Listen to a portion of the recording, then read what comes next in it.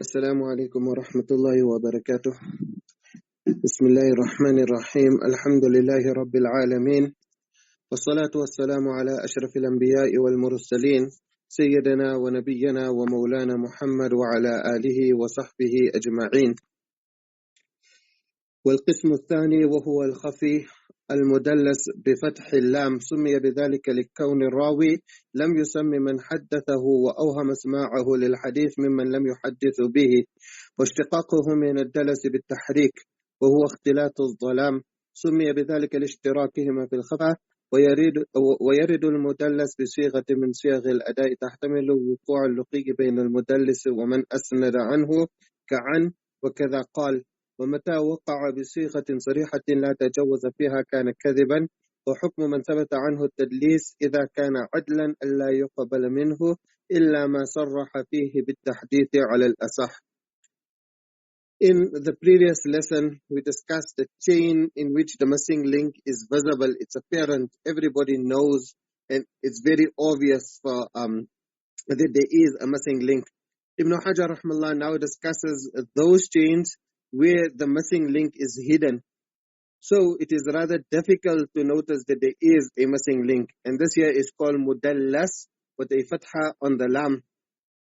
In contrast to the previous chapters, Ibn Hajar rahimahullah here explains the pronunciation and even the words from which mudallas is derived. And by doing this, he also touches on the linguistic meaning, and he shows how the linguistic meaning corresponds with the technical meaning. He didn't do this for all the previous chapters. Taf'il. Why it is called mudallas? سُمِّيَ بِذَلِكَ لِكَوْنِ الرَّاوِي لَمْ يُسَمِّ مَنْ حَدَّثَهُ. The narrator is not divulging to us. He is not mentioning clearly to us who narrated that hadith to him. وَأَوْهَمَ سِمَاعَهُ لِلْحَدِيثِ مِمَّنْ لَمْ يُحَدِّثْهُ بِهِ. But he is giving the impression that such a person narrated to him who in reality did not narrate to him. So now he's explaining the words tadlīs, and he goes back to the thulathi mujarrad, and he says وَاشْتِقَاقُهُ مِنَ الدَّلَسِ بِالتَّحْرِيك وَهُوَ اخْتِلَاطُ الظَّلَامِ. It is when there is a mixture of darkness. So in the footnotes of Sheikh Rahili's print, he writes there that فِي نُسْخَةٍ اخْتِلَاطُ الظَّلَامِ بِالنُّورِ, that in some scripts of Nuzha an-Naḍar it comes اخْتِلَاطُ الظَّلَامِ بِالنُّورِ, that there is a mixture of darkness and light. So Mullah Ali Qari rahmallah explains that كما يكون في أول الليل, that in the beginning of the night at Maghrib time you have shufuq abyad and shufuq ahmar, that at that time it is there's a mixture, it is dark but it's not so dark. So this is what they mention. But Allama al-Qani says الظاهر أن المراد باختلاط الظلام اشتداده. It's not only the beginning portion of the night, rather it is deep in the night when it becomes pitch black, when it becomes really dark. So in the day there was light and everything could be seen, even if it was a few miles away. An aeroplane had to be going so many kilometers above you, but you would be able to see it. But as darkness envelopes the sky, you cannot even see that which is right in front of you. So it shows that there's so much darkness. Allama Munawi says, الَّذِي هُوَ سَبَبٌ لِتَغْطِيَةِ الْأَشْيَاءِ عَنِ الْبَصَرِ. So darkness which is concealing things from your sight. So now the link, Ibn Hajar is explaining the link himself. He says, سُمِّيَ بِذَلِكَ لِاشْتِرَاكِ مَا فِي الْخَفَى. That the reason why it is called tadlīs, or why they say it's called mudallas, is because like how darkness conceals everything, in tadlīs the name of the one who actually narrated is also concealed. So Mullah Ali Qari rahmallah then explains another meaning, and he says وَمِنْهُ التَّدْلِيسِ فِي الْبَيْعِ, that you will say دَلَّسَ فُلَانٌ عَلَى فُلَانٍ أي ستر عنه العيب الذي في متاعه. That when there is some deficiency in the merchandise which a person is selling, then and he does not divulge it, he does not disclose it to the buyer, then you will say دَلَّسَ, that he made tadlīs. كأنه أظلم عليه الأمر. He hid the defect from the buyer. And Allama al-Qani mentions that it is actually also the lughwi meaning. على أن التدليس لغة كتم العيب في المبيع أو نحوه. So in short, the meaning of tadlīs is ما أخفي عيبه على وجه يوهم أنه لا عيب فيه. that a defect is hidden in such a way that it makes it seem as if there is no defect. Now, to present the technical meaning in a more official way, so in the footnote, Shaykh Nuruddin Itr, rahmallah, writes, هو الحديث الذي أوهم فيه الراوي غير الحقيقة. Tadlīs, what's the meaning of tadlīs? Is where a narrator is hiding something. So the narrator is hiding something. He is giving the impression in contrast to a reality. So he is giving the impression of something which is not correct, like as if he heard from a particular narrator, when in reality he did not hear that particular narration from that narrator. Now, Allama Munawi rahmallah makes an important exclusion, and we will mention that from here in the very beginning. He says, وَعَلَمْ أَنَّ مَا رَوَاهُ الصَّحَابِيُّ عَنِ الْمُصْطَفَى صلى الله عليه وسلم ولم يسمعه منه مرسل صحابي ولا يسمى مدلسا أدبا. He's saying that if a sahabi has to narrate something from the Prophet sallallahu alaihi wasallam which he did not hear, so if a sahabi says قال رسول الله صلى الله عليه وسلم, then we will call it mursal sahabi, we will not call it tadlis, because out of adab, because you can see tadlis have this meaning of trying to deceive, etc. So out of respect for the Sahaba, we will not use the word tadlis for a Sahabi. But from narrators after the Sahabi, if they had to conceal a fact, then we will use that word tadlis. So now tadlis is divided into two main types. There are actually many more types which you will do when you're doing Muqaddamah ibn Salah. We're not going to go into all the different types here. But these two types are popular, and therefore the commentators here have spoken about it. So the first is tadlisul isnad. Tadlisul isnad. And this is what Ibn Hajar rahmallah is explaining here. He's only explaining this one type, which is tadlisul isnad. And he is making two different categories here, which others before him did not make. But he's only explaining tadlisul isnad. So what's tadlisul isnad? It is where a person narrates from his teacher something which he did not hear from him. هو أن يروي عمن لقيه ما لم يسمع منه بألفاظ توهم أنه سمعه منه. So the narrator met the sheikh and he had other narrations from him. But when he narrates those narrations, then the sanad is muttasil because he did hear those narrations. So there's no problem with it. He can say حدثنا, he can say أخبرنا, he can say قال لنا. There's definitely no problem because he did hear those narrations from the sheikh. But then he narrates from this very same sheikh another narration which he did not hear from him directly. So when narrating, he uses such words which give the impression that he heard these narrations as well. So he heard on previous occasions other narrations, but he did not hear this specific narration, and he quotes it with ambiguous words. And this here is something which scholars of Ḥadīth would do very frequently. Allama al-Laqani says, وَيَفْعَلُهُ أَهْلُ الْحَدِيثِ كَثِيرًا, that there was many scholars of Hadith who would do it. So a sheikh narrated 15 narrations, just to give an example. He narrated 15 narrations in his whole life. Now a student comes, he hears 10 narrations from him, and he narrates those 10 narrations. So the 10 narrations, the sanad here will all be muttasil, and there is no problem because he is narrating what he heard. But then he also narrates the 11th narration, and the 12th narration, and the 13th narration. So these narrations, he didn't hear it directly.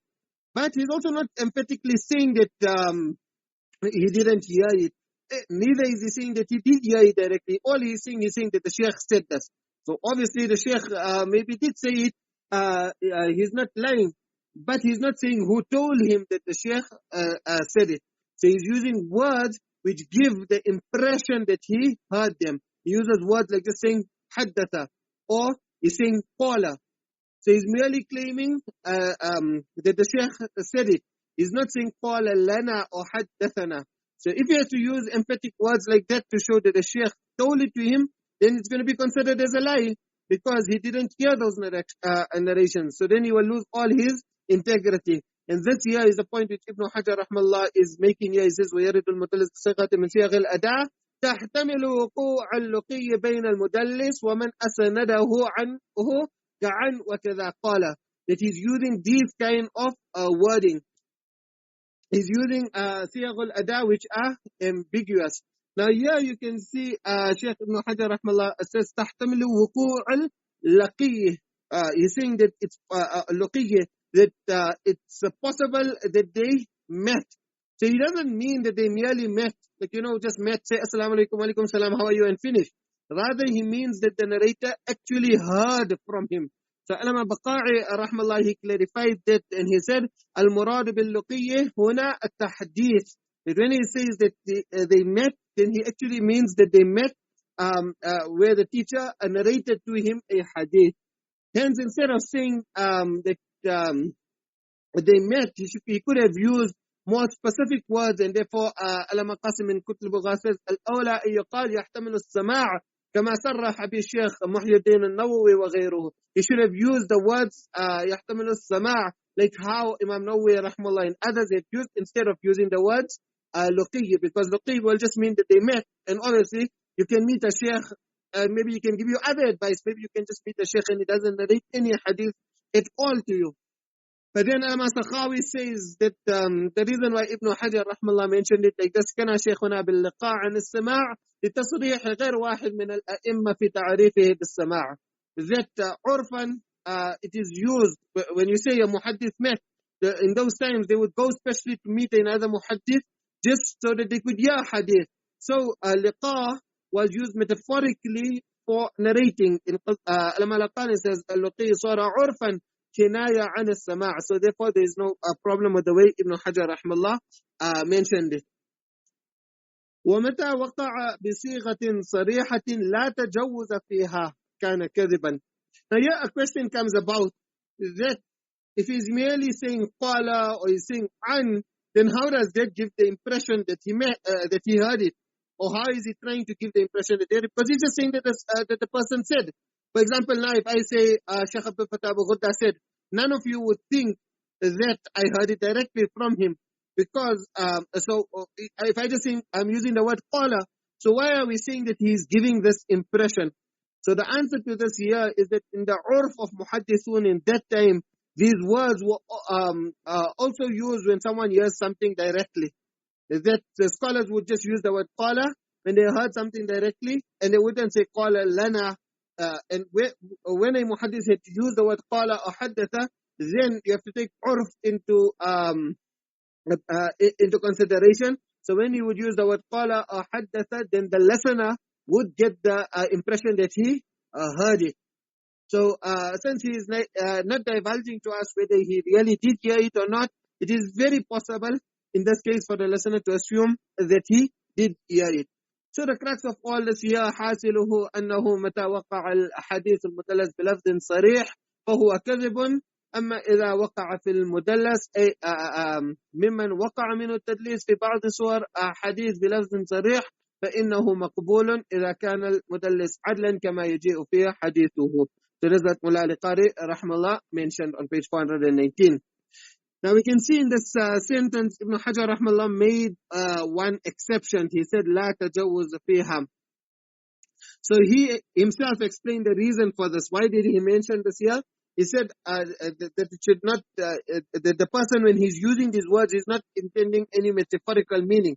So he said that the reason why I made this exclusion is أردت بالتجاوز نحو قول الحسن حدثنا ابن عباس على منبر البصرة. Like Hassan Basri rahmallah, he said that Ibn Abbas told us. So that means that Ibn Abbas came to his locality and mentioned the narration. He doesn't mean that Ibn Abbas radiyallahu anhu actually told them. So Hassan Basri did not hear from Ibn Abbas radiyallahu anhu, but everyone would understand that his meaning that he came to our locality and he told the people of our locality. Likewise, Allama Baqa'i rahmallah said, وَقَوْلُ ثَابِتٍ لِلْبُنَانِ خَطَبَنَا عِمْرَان ibn Hussein.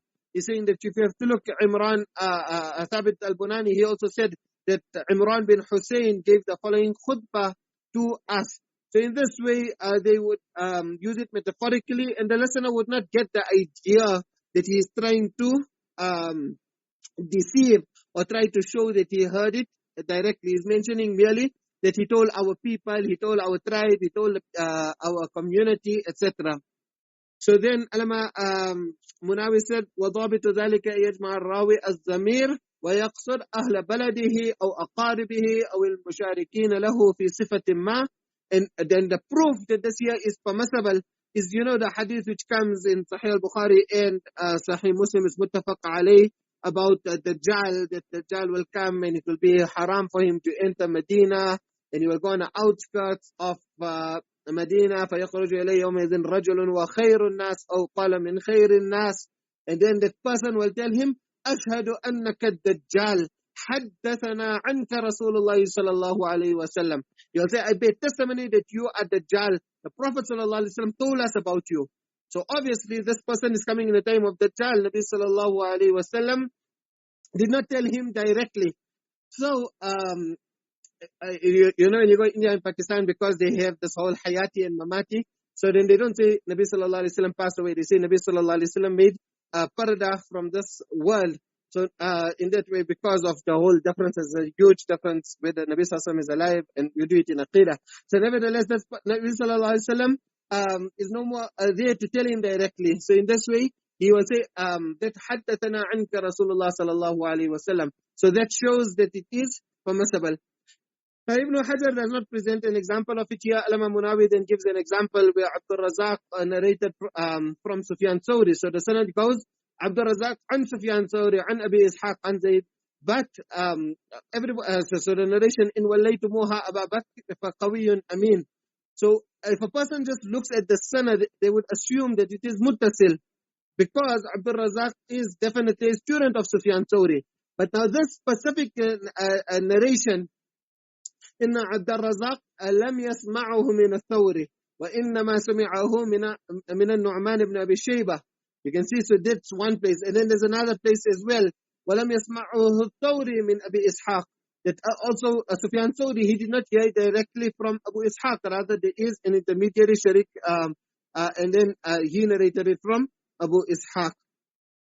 Now, Ibn Hajar rahmallah mentions the ruling of Tadlis. He says that وَحُكْمُ مَنْ ثَبَتَ عَنْهُ التَّدْلِيسِ إِذَا كَانَ عَدْلًا أَلَّا يُقْبَلَ مِنْهُ إِلَّا مَا صَرَّحَ فِيهِ بِالتَّحْدِيثِ عَلَى الْأَصَحِّ. That if the person who does Tadlis, first you have to look whether he's generally a reliable person. If he is a reliable person, then you can see now Ibn Hajar is not mentioning anything that it will affect his integrity, it will in fact affect his adala. He's just mentioning that we won't accept this narration which he's mentioning what Tadlis.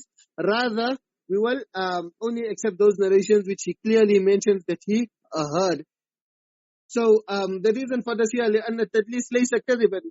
Tadlis is not a lie. وإنما هو تحسين لظاهر الإسناد. It's just beautifying the sanad. وضرب من الإيهام بلفظ محتمل. فإذا صرح بوصله وزال الإيهام قبل. So this here is the reason why it's not having any impact on the integrity of the person. Now there are a few different rulings here. Firstly, by bringing this whole chapter of Tadlis under Mardud narrations, you already know that a narration which is mudallas, the mudallas narration, it will be rejected, and therefore Ibn Hajar is bringing it under the chapter of Mardud narrations.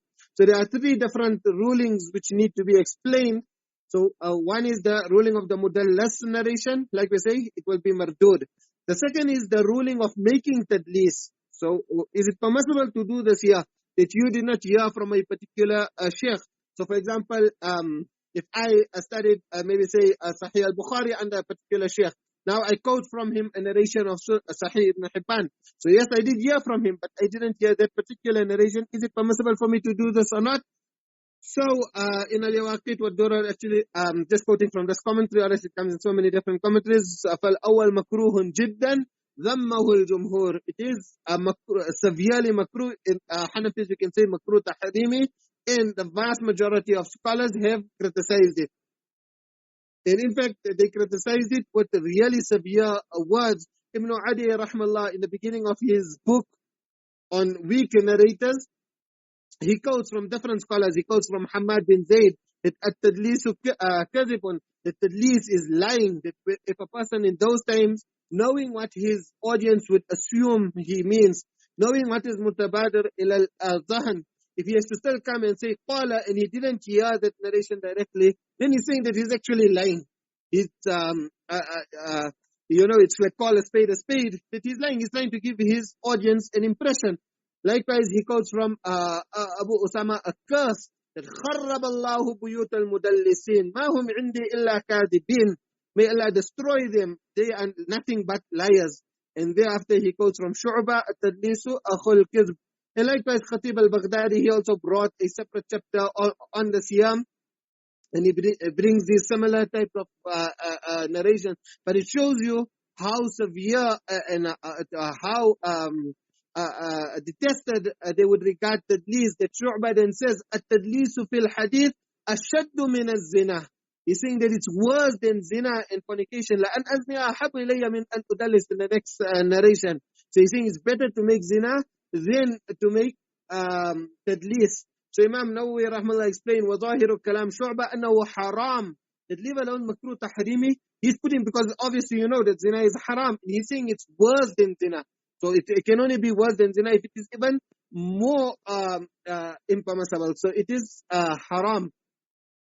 Now here, you see there's like scholars like Ibn Hajar rahmallah, and then they would have to look at the previous practice, that you have many of the wadda'in, those who would forward narrations. So they would use tadlis as a trick. You know, they didn't want to get detected. They didn't want people to, they didn't want to openly be called a liar, or they didn't want to make it so apparent. So they would come with the trick of tadlis. And therefore these scholars had to use such stern words, and they would pass such hard rulings. But then you also had those who would innocently make tadlis. You will read that how the people of Kufa would make lots of tadlis. And the reason is Kufa was the hub of fiqh.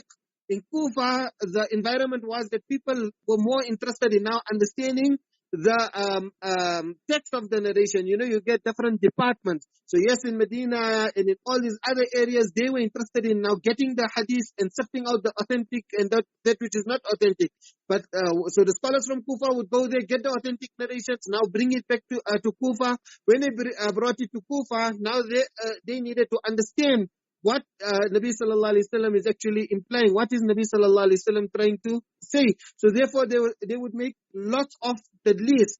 And you will also find that many narrators of Sahih al-Bukhari and Sahih Muslim, in fact Shu'ba himself, the same person who is mentioning that tadlis is worse than zina, he himself made tadlis. So you can see based on that, Ibn Hajar rahmallah did not mention anything about, and it was very wise the way he phrased it here.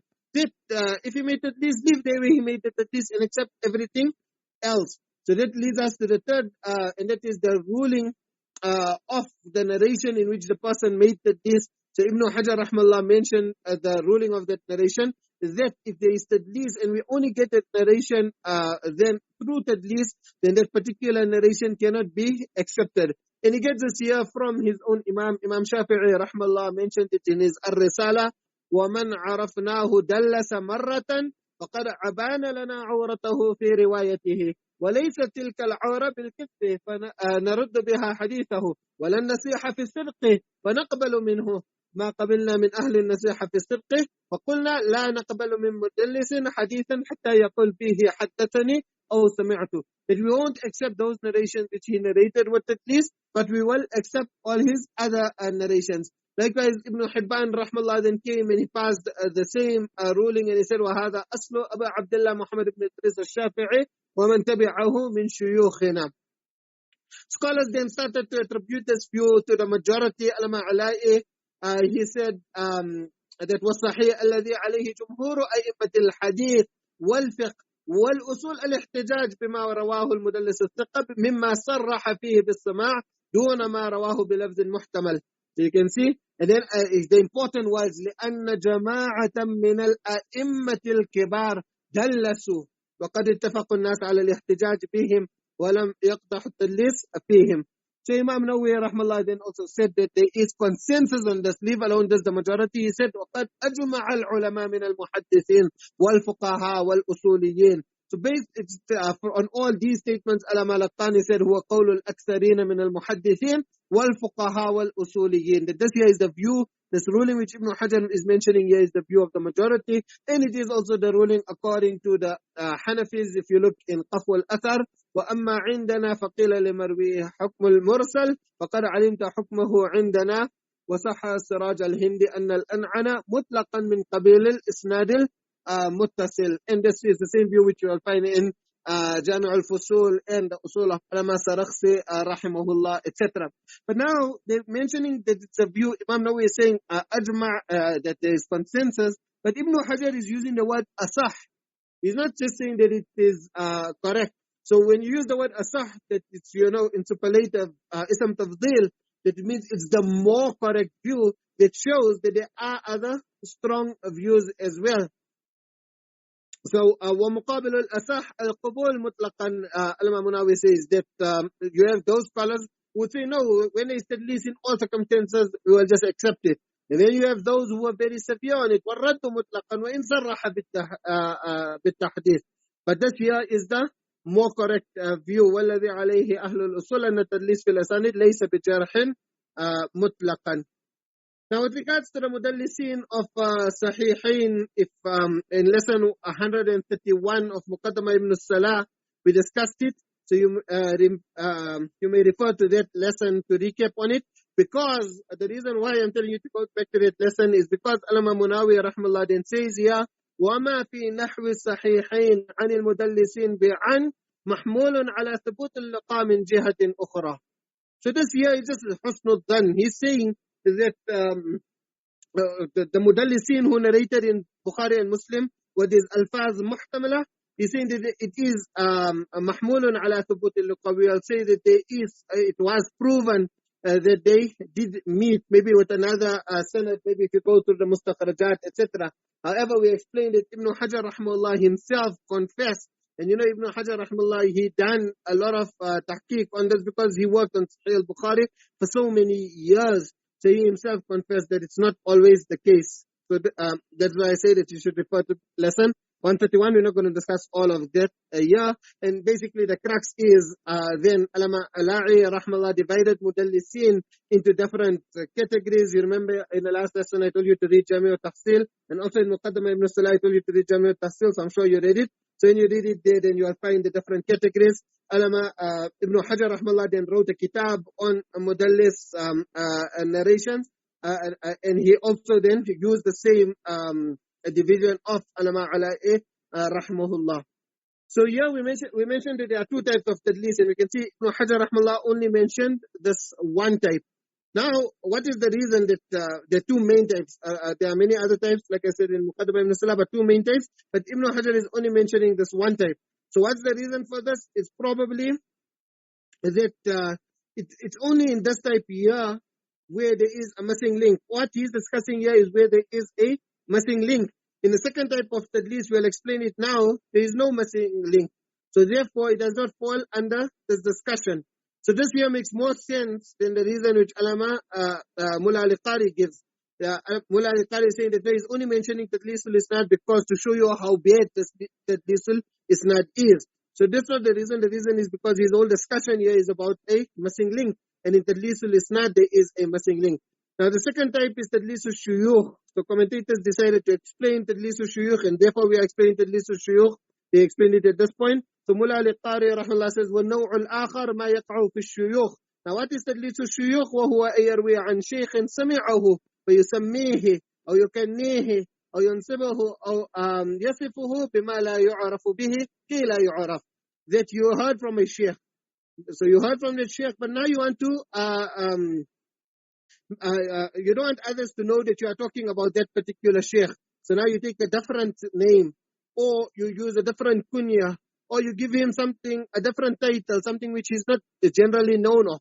So you don't say you read in a book of Ibn Hajar, because if you say you read in a book of Ibn Hajar, everybody will know. So then you can refer to Ibn Hajar and you can say Ibn Ali al-Misri.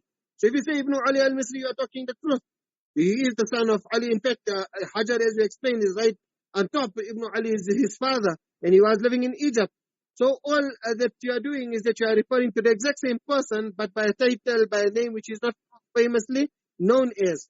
But now the problem is that the listener could assume that it is a different person. So the narrator himself actually could be doing this here with some ulterior motive. Maybe he just wants to give the impression that he heard from many shuyukh. In fact, there are different reasons why people would do that. Sometimes maybe the sheikh was weak, so now they don't want to take his name, so they use a title or they use different ways to describe him, which the listener would not know. That's the one. Second is maybe he was someone who was younger.